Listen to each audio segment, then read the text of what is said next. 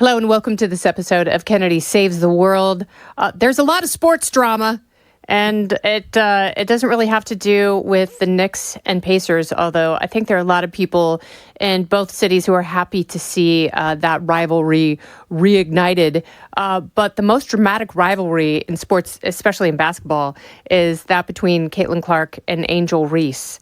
And, you know, we thought when these two phenomenal athletes graduated from college that might be it. But boy, have the WNBA gods smiled on sports fans. And the Caitlyn Clark effect continues to rock the league, which is very exciting. You know, and if you only sort of beam in every once in a while for WNBA news, there's never a shortage of drama. And Caitlyn Clark is such an amazing player, but she's also a lightning rod because she's so competitive, she's so physical, and she happens to be incredibly high profile and interesting. And, you know, young girls who are playing basketball for the first time, that may be the only player they know in the league. And I don't think that's a bad thing.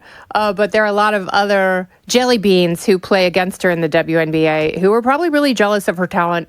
And whenever that happens, athletes, men, women, whatever sport, they're like crabs in a pot, and they just want to pull the superstar down. It doesn't look like it's going to happen, but Caitlyn Clark is injured right now. But I want to talk about some of the drama surrounding the WNBA with Bonnie Jill Laflin. She was the first and only female NBA scout. And she's a best-selling author and also does a lot of phenomenal work with veterans, which I think is wonderful and amazing. Bonnie Jill, welcome to Kennedy Saves the World. Thanks, Kenny, for having me. Appreciate it. So I love the Caitlyn Clark drama. Do you think that she is unfairly targeted, or is it the kind of thing that when you're that good, everyone's going to pay attention and everyone is going to deliver sharper elbows? Yeah, there's a little bit of everything. I mean, she has been the impact of the league. She has been the reason why they've sell out arenas, having to move to a bigger arena, season tickets, TV rights, chartered planes, just the viewership. I mean, it just goes on and on and on. And I think because the league has been around since 1997, they've had such phenomenal players, the Cheryl Swoops and, you know, Cheryl Miller and so many different women who have paved the way in that sport. But here comes, you know, Caitlyn Clark, and has just transcended the whole league. And, you know, the media has helped with the rivalry between her and Angel Reese, but she's just a phenomenal player. She's even gotten better this year. She's developed her game. She has created more of a, she's not like the darling. Like, she's going to say, I don't give a, you know what, you know what I mean? She's going to play her butt off. And she's not, like she even said in one time, I'm not scared of you. Like, you know what I mean? Like, come at me. And she's got that Kobe Bryant-esque type of mentality, like almost playing now with a chip on her shoulder. And so right now with her having that quad injury, it's like people are watching. So that has to tell you something, Kennedy. Yeah, and they're also not selling tickets like they were for the playoffs. And I didn't realize. So she was injured just, 2 days ago, right? Yep. And this is the first game she's missed since high school. That's yes, wild. She's always been healthy, which means, that's a bad injury for her because she's played injured, before. So for her to actually sit out is pretty telling.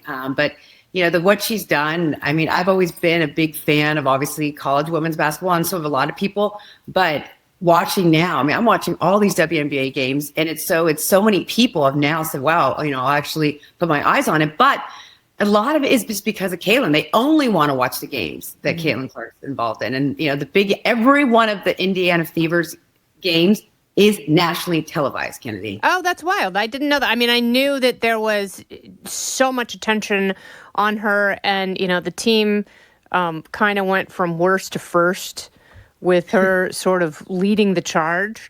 Yeah. And I agree with you, just watching her. It's not like I don't know. I'm a fan of basketball, but I don't know a ton about basketball. But I know what it looks like when someone's a good shooter. And I think it's a lot. I actually think the women's game is more interesting now because the men's game is all 3-pointers. And that gets so boring. Yeah.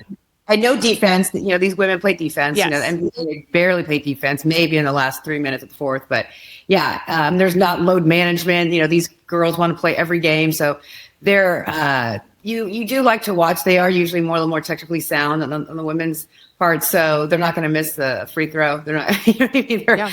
So it's they have, like I said, there's the viewership has gone up tremendously. Even people who aren't fans of basketball just want to watch her.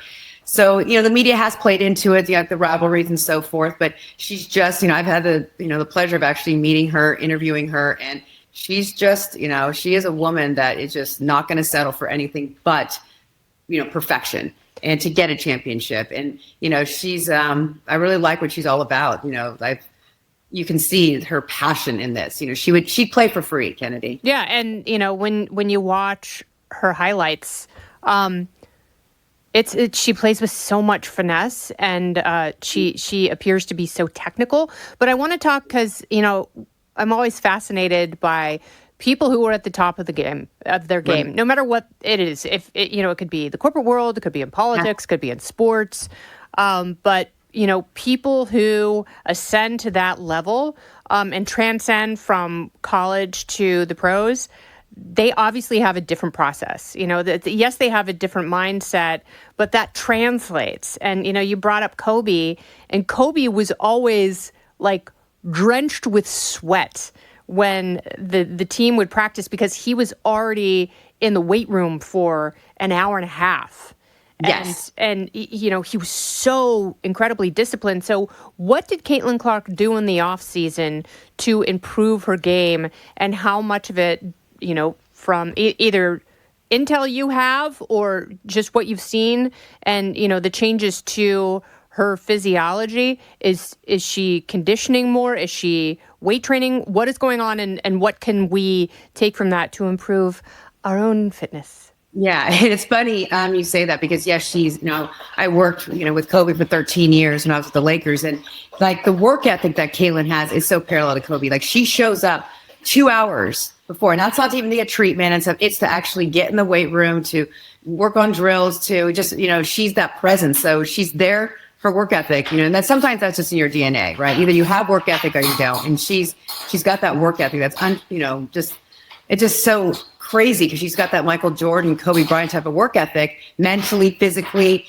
But what she did is she hit the weight room. Mm-hmm. And so because the game has become so physical, and the physicality is, she was getting pushed around, Kenny, the first season a little bit, and she really bulked up. I mean, she's got like no body fat. She lifted heavy without getting too bulky. But she really worked on that, her conditioning, just everything. Because she's already in such a high level, but she wants to be better. Just like Kobe, after we lost the NBA Finals, or we won the NBA Final Championship, Kobe's right back in the gym the next day. Wow. The next day. And that is exactly how Caitlyn is. I mean, she basically sleeps with the basketball. So it's like she wants to not just be great, she wants to be the greatest of, to ever do it. And that's not really with everyone. You could be a phenomenal athlete and have the talent, but if you don't have that mind, that work ethic, and that chip on your shoulder, and that even when you win a championship, even when you win an MVP, she doesn't like complacency. That's still not enough for her. So does that kind of work ethic and, the regimen that she has, does that sort of bleed into the other players? And do they pick up on that? And what kind of effect does that have on the people immediately around you, in your near vicinity? And how does that translate into victories? Yeah, and you're absolutely right. She makes players around her, whether it's on her team during practice or who she's playing against, better. She's going to make everyone in the league better because they're going to step up their game when they know they have to go against her. And so I think she's made all these other girls, women across the league, want to even elevate their game because they know what she's done. And if you do anything less than her, you just look like lazy and that you don't care about the game and the love of the game because she's just taken it to such a high level. And because she's got so many eyes on her, I mean, she literally could sit back and still get all the endorsement deals, all the fanfare, but she doesn't even care about that. When you ask her questions like in a presser, she'll kind of pivot. And so she can kind of avoid certain questions when they talk about Angel Reese or talk about the different rivalries. She's just focused all on basketball. So I think for her just to be able to keep transcending and being better and better, it makes everyone else say, okay, she doesn't even care about this off the court drama. She's just trying to win a championship and be the MVP, which is going to elevate everyone else's game. Don't go anywhere. More Kennedy Saves the World right after this. So, I mean, but she does invite physicality, and she does invite conflict. Yeah. Is that good for the game? And, there are a lot of people who bemoan what she's going through, and they're like, it's blatant racism. And maybe it is. Like, maybe there's an element to that. Like, there are women who've been in the league for a decade, and, they didn't make the kind of money that she's making. They didn't have the profile that she has. And, maybe they look at her and go, well, here's a privileged, pretty white girl from Iowa. Must be fun to be her. Is there an element to that, or do people overplay that?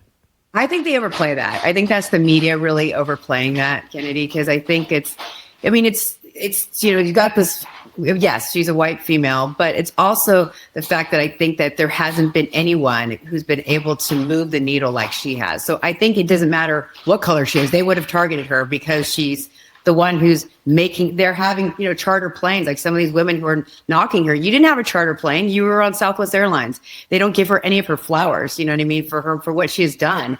And not that she's saying that she needs that or wants that, but she's got this target on the back because she's done so much and how she's motivated these young females and so many women who want to play basketball before, when women, young women didn't want to play. And because of her, she's, made it something popular, and her grind, her grit, her being humble. So she's, kind of the perfect person to target. Is there anyone else you can compare her to in terms of transforming an entire league?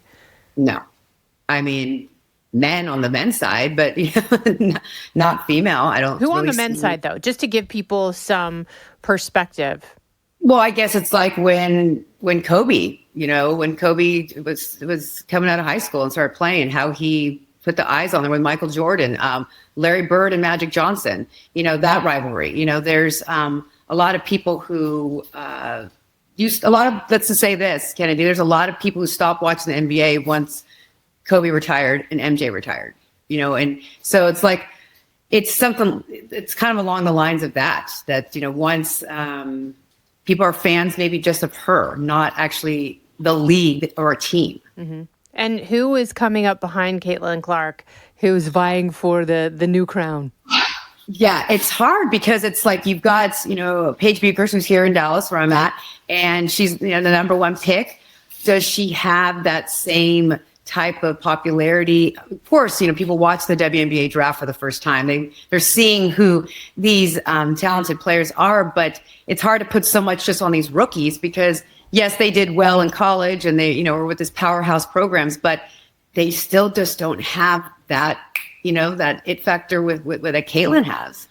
What do you tell young women in high school who, they look now at a career beyond college? What do you tell them about maintaining their mental health and maintaining their game and their identity and their sense of self going through something that I can't imagine being a student athlete? It is so incredibly taxing, especially with college basketball being so high profile now. So what do you tell young women who, are on the precipice of going to college and playing for big D1 schools and, hopefully going pro after that? Yeah, it's especially now with the NIL deals, that's caused, even more stress on some of these athletes, especially on the women. The women still aren't getting those huge NIL deals like the men. A lot of the pressure now is that social media. So like Caitlyn, I remember when I asked her about social media, she goes, I won't even look at it. I won't, because the minute I look at social media, that's going to, we're human, right, Kenny? So that could start to play into your head a little bit, even though she's so, strong-minded and that it shouldn't bother her. But she says, I will not look at social media at all. So I think that's something to be said for these young athletes, as much as that's kind of their way of life, is to not get dialed into social media. Angel Reese, on the other hand, she's on social media all the time. And do you see what that's done to her? So that just shows the separation. Caitlyn's worried about on the court. If she gets some endorsement deals here or there, it's fine. Angel Reese is more about her brand of, so I think if you're wanting just to be an athlete that's successful talent-wise and statistically and all the accolades that come along with that and don't care about being necessarily popular on social media, that's the biggest thing is just to narrow in just on your game. And that's something that we all have to do. That's something that we all have to focus on. But, it's interesting, especially for, kids in high school. It's so easy to focus on, your brand and social media is such a place and followers and, it's and nothing that's we all know mental health that really affects. I mean, I know with my social media, you look at a comment and someone says something about the way you look or your body or whatever, and you go, okay, whatever, I don't care. But then you start to think about it, so it's like that's social media. I know there's some pros about it, but there are and maybe not everyone's going to be Livy Dunn. Yes, exactly. But look at Livy. I adore Livy. But if you look at her just athletically speaking, people are like, who don't know maybe about gymnasts, they're like, oh, she's one of the best. I'm like, no, she's not. She's not even close. She has a great brand, but she would never make it, the national team. And she's not even in that same realm of, athletes like a Simone Biles. So, but she's done so good about, so maybe there is a area for both type of athletes, Kennedy, where it is the people who are focusing just on the aspect of winning a championship and the grind, and then the ones who maybe just wanted to be like a sports content creator. Yeah, but I think I definitely agree with you. Like the people who are the most talented, the most skilled, they're the ones who should, really cultivate that, because you can't win in every lane. But there's not enough time to do that too. Like, can you imagine if Caitlyn was making all these content and doing no, she'd be taken away from her time of basketball and watching film and, making sure her body's at, 110%, all the things that, that people are worried about editing a reel. Yeah. And it also takes away from her mystique. But if you are a mediocre player, then absolutely, milk the system, work on your brand. But if you want to be the best there ever was, then just focus on the game. I absolutely love that. And tell me, Bonnie Jill, elusiveness about her that makes her mysterious, which makes you want to know more about her. I agree. So tell me a little bit about your work with veterans and animals, because I absolutely love this. Yeah, so it's called Hounds, Heroes, and Horses. Well, it's Hounds and Heroes now. We've expanded, but we rescue dogs from the shelter that would otherwise be euthanized, and then we pair them up with disabled veterans dealing with TBI, PTSD, amputees as service and therapy dogs. And then now we've expanded to my ranch here in Fort Worth, where it's called the Battle Buddy Ranch, and we've got horses that we've saved from slaughter and off the track thoroughbreds. And we do equine therapy retreats for wounded warriors, for first responders, and then children of fallen soldiers. Well, that is absolutely amazing. And where can people learn more about your work there? Yes, houndsandheroes.com, and then all our socials. And we're always, wanting to help more veterans. And obviously we know with the service dogs, it's pricey, but we just keep pushing along, and we're small. We've got a really big, impact in California and Texas, but we're, still trying to grow more. And so people want to, see what we do or have a veteran that's in need to, definitely reach out. Yeah. And everything you do, it's like, it may feel like a small step, but everything you do makes someone's life better who is more deserving of it than anyone imaginable. So, Bonnie Jill, thank you so much for taking the time. I love your insight. I love your expertise. This has been great. So much fun. Thank you so much, Kennedy. Have a great day. You too. This has been Kennedy Saves the World, along with Bonnie Jill Laflin. I'm Kennedy.